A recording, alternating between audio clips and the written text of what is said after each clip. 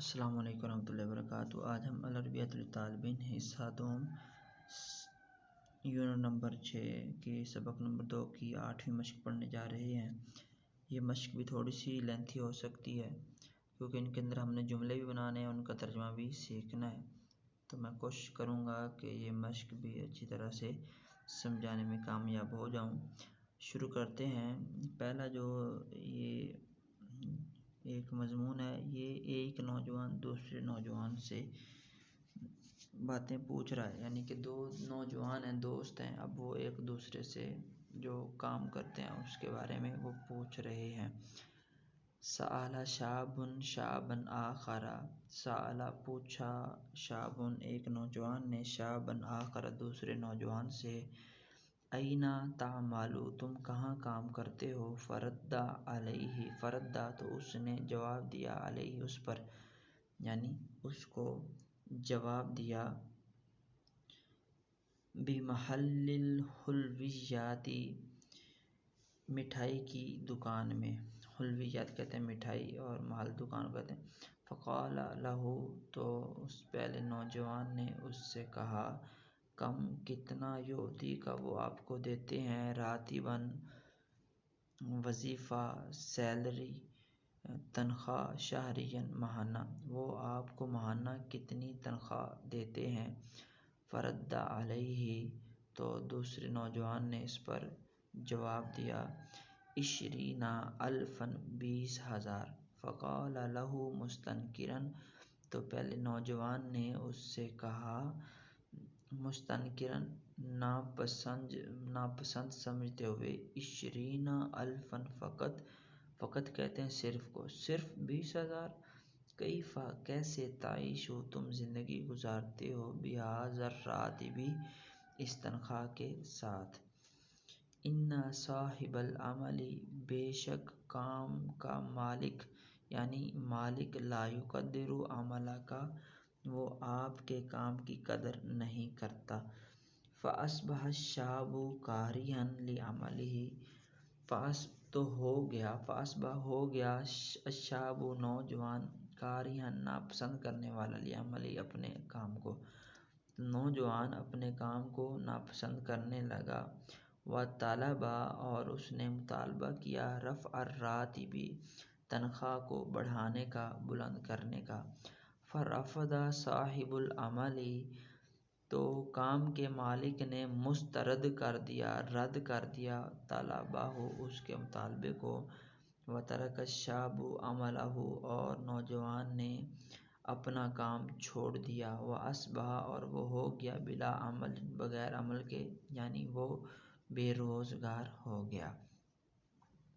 اب ہم نے یہی اگر الفاظ چاہیں تو نیچے بھی ہم استعمال کر سکتے ہیں، اور نیچے جو مضمون بنانا ہے وہ ایک نوجوان لڑکی دوسری نوجوان لڑکی کے ساتھ گفتگو کرے گی، تو ہم نے اوپر والے کو ہی جب نیچے تبدیل کرنا ہے مؤنث کے لیے، تو جو مؤنث کے اندر تبدیلی کی جاتی ہے وہی ہم تبدیلی کرتے ہوئے یہ مضمون بھی بنا سکتے ہیں۔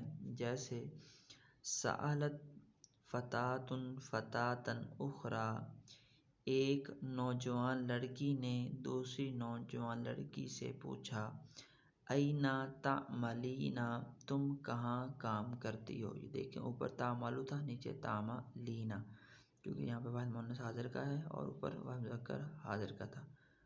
تم کہاں کام کرتی ہو۔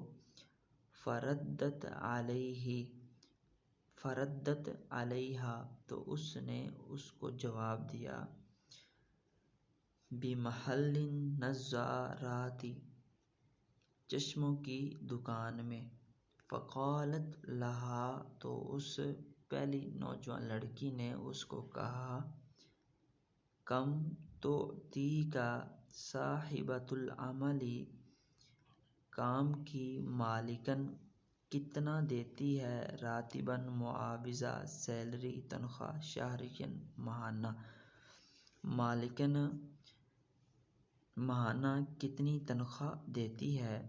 فردت علیہا تو دوسری نوجوان لڑکی نے اس پر جواب دیا، فردت لوٹایا، علیہا اس پر، یعنی جواب دیا، ثلاثین الفن 30,000 فقالت لہا تو پہلی نوجوان لڑکی نے اس کو کہا مستنکرتاً ناپسند سمجھتے ہوئے 30,000 الفن فقط صرف 30,000 کیف تعیشین تم کیسے گزارا کرتی ہو یا کیسے زندگی گزارتی ہو بہا ذراتب اس تنخواہ کے ساتھ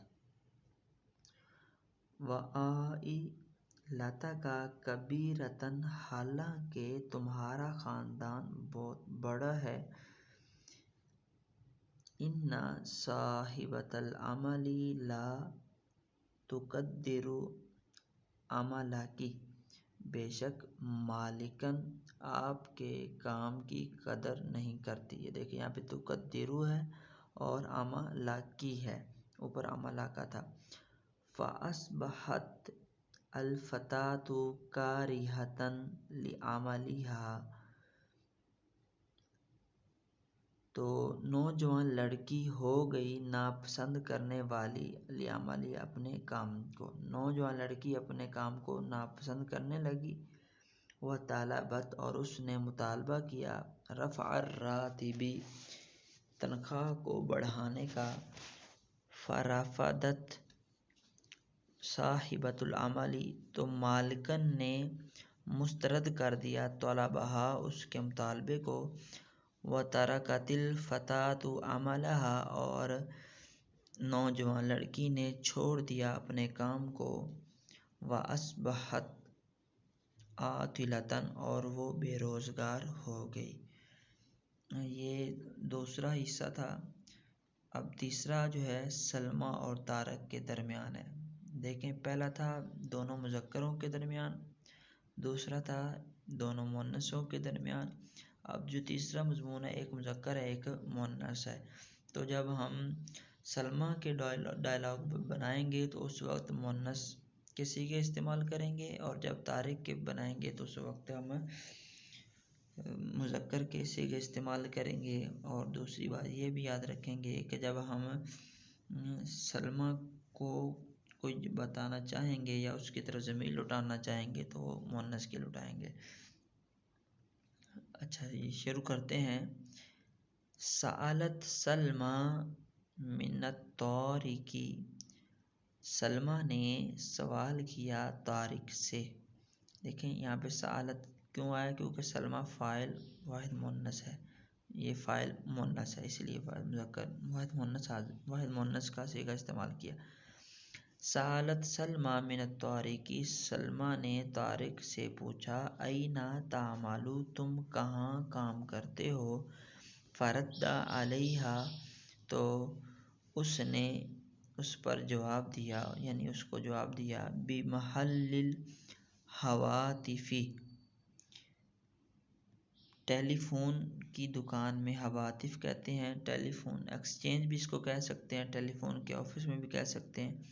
فقالت لہ تو سلمیٰ نے اس کے لیے کہا کم یعطیک صاحب العمل الہواتف ٹیلی فون آفس کا مالک کتنا آپ کو دیتا ہے، یعنی آپ کو کتنی سیلری دیتا ہے. ہم آگے یوں بھی لکھ سکتے ہیں کم یعطیک صاحب العمل الہواتف راتبا شہریا ٹیلی فون کا مالک آپ کو ماہانہ کتنی تنخواہ دیتا ہے. فرد علیہا تو اس نے اس پر جواب دیا 20 الفا 20,000.